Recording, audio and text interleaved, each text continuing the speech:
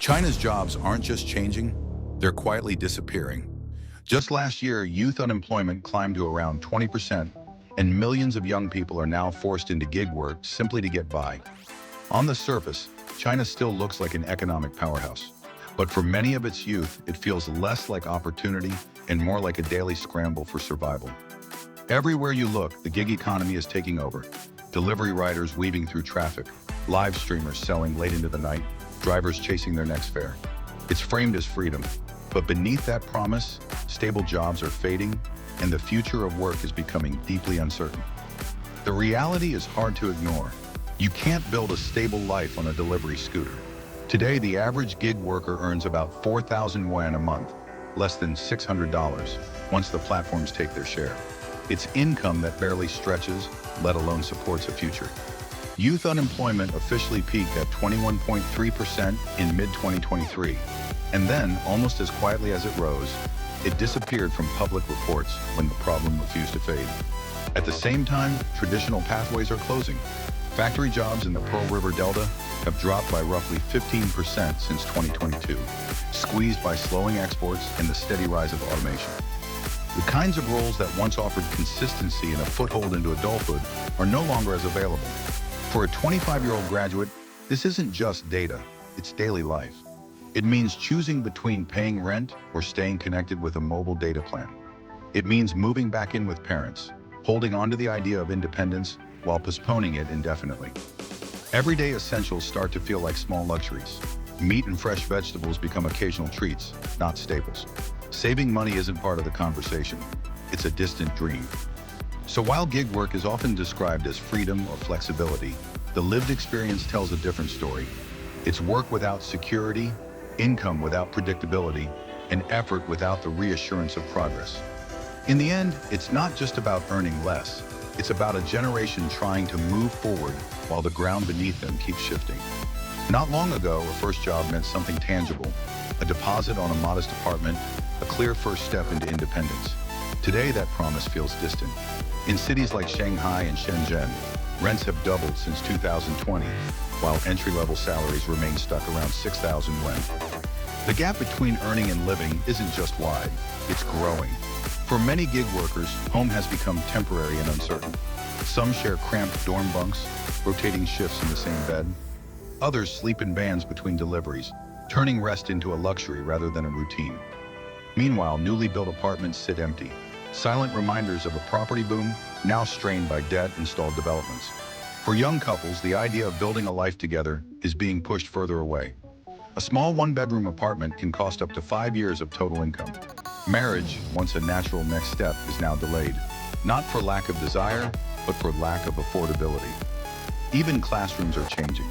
Spaces that once buzzed with ambition now echo with a different reality. Graduates who return home, sometimes called full-time children, relying on family support because independence simply isn't within reach. From the outside, the city still glows. The skyline shines, the streets hum, and to visitors, it all looks like progress. But for many who live there, that brightness hides a deeper truth. The dream of having a place to call home is no longer guaranteed. It's slowly slipping beyond reach. For decades, manufacturing was seen as the backbone of China's rise, a steady engine of growth, jobs, and upward mobility. But today, that foundation is beginning to show cracks. Industrial output growth slowed sharply to just 4.5% last year, and across Guangdong, textile and electronics factories are shutting their doors. What once felt permanent now feels uncertain. Construction tells a similar story. An industry that once made up nearly a quarter of the economy now feels like a ghost of its former self. Cranes stand still against the skyline, and entire developments sit unfinished, stretching across so-called ghost cities. The momentum that once drove rapid expansion has faded, leaving behind silence where there was once constant motion. Beyond domestic challenges, global pressures are tightening the strain. Exports to the US and Europe dropped by 8% in 2025, hit by tariffs and weakening demand. The impact is not abstract, it's deeply personal. Skilled workers, from engineers to welders, are stepping away from their trades and turning to ride-hailing apps just to stay afloat. But this isn't a smooth transition into a new kind of work. It's something far more difficult. Millions who train for specialized roles now find themselves competing in overcrowded gig markets, chasing small fares and unpredictable income. What was once a path to stability has become a struggle for survival. And in that shift lies a deeper concern. This isn't just an economic adjustment, it's a redefinition of what work means, and for many it feels less like progress and more like being left behind. On the surface, platforms like Didi, Meituan, and Douyin sell a powerful idea: independence, flexibility, the chance to be your own boss. But step a little closer, and the reality feels far more demanding. Behind the promise, algorithms quietly set the pace. Delivery riders push through 12-hour days covering hundreds of kilometers, often penalized for rejecting low-paying orders that barely cover their effort. What looks like choice is often pressure in disguise. For live streamers, the grind is just as intense. Long 14-hour broadcasts chasing attention in an overcrowded space, where nearly 90% earn less than 2,000 won a month. The work itself is unpredictable. Tourism and e-commerce gigs surge during peak seasons, only to collapse just as quickly. One month may bring a steady flow of orders, the next, almost nothing. Stability isn't built into the system, it's constantly shifting beneath it. These platforms were meant to expand opportunity, to create new pathways into the economy, and in sheer numbers they have, drawing in over 100 million workers. But many of those workers now find themselves in a cycle of uncertainty, where income depends on ratings, timing, and invisible calculations they can't control. One bad review, one slow day, and tomorrow's earnings can disappear. Walk through the streets, and you'll hear the constant hum of scooters. See the movement, the urgency. It looks like energy, like momentum. But underneath it all, there's something quieter: fatigue, pressure, and a growing sense that this kind of work asks for everything, while promising very little in return. Across everyday life, the strain is becoming harder to ignore. Healthcare, once expected to provide timely support, now demands patience many can't afford.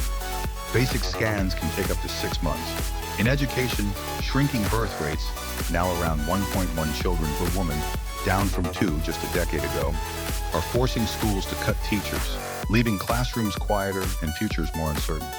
For many, even the idea of care feels out of reach.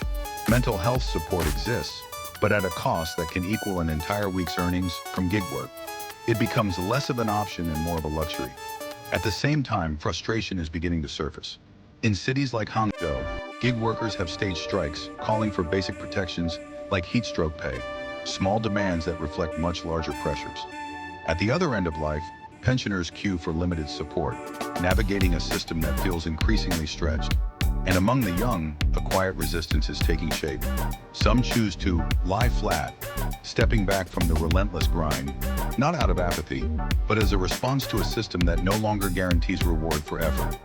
Each year, around 12 million graduates enter this landscape, carrying expectations into an environment that struggles to absorb them.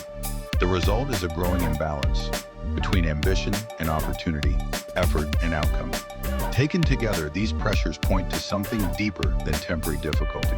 It's not just that the system is under stress, it's that for many, it no longer feels like it's working at all. China's most valuable export today isn't goods, it's talent. In 2024 alone, over 1 million young professionals left the country, heading to Canada, Australia, Japan, chasing opportunities that feel out of reach at home. On platforms like Weibo, a run philosophy has taken hold. Study abroad, build a life elsewhere, and don't come back. Birth rates fall even further as singles postpone marriage or opt out entirely, unwilling to gamble on a future that seems so precarious. The implications stretch beyond the present. A nation losing its youth isn't just facing today's struggles, it's mortgaging tomorrow. Marriage rates in major cities have dropped by 40%, classrooms grow emptier each year, and the pipelines that once fueled growth are draining. Economic headlines might focus on exports and GDP, but the real warning is here in the streets, homes, and schools, quietly marking a generational shift. For the young generation, life has become a series of compromises. Endless hustles for meager pay, apartments that remain out of reach, and work that rarely offers dignity or stability. They aren't asking for luxury, they're asking for a life that feels possible. They deserve jobs that respect their time and effort, homes they can actually call their own, and a future that gives them reason to stay and build. China's story isn't just about markets or statistics, it's about people. And if we want to understand it fully, we have to listen to those living it. For more perspectives behind the headlines, like and share this video, and subscribe to see the side of China most reports rarely capture.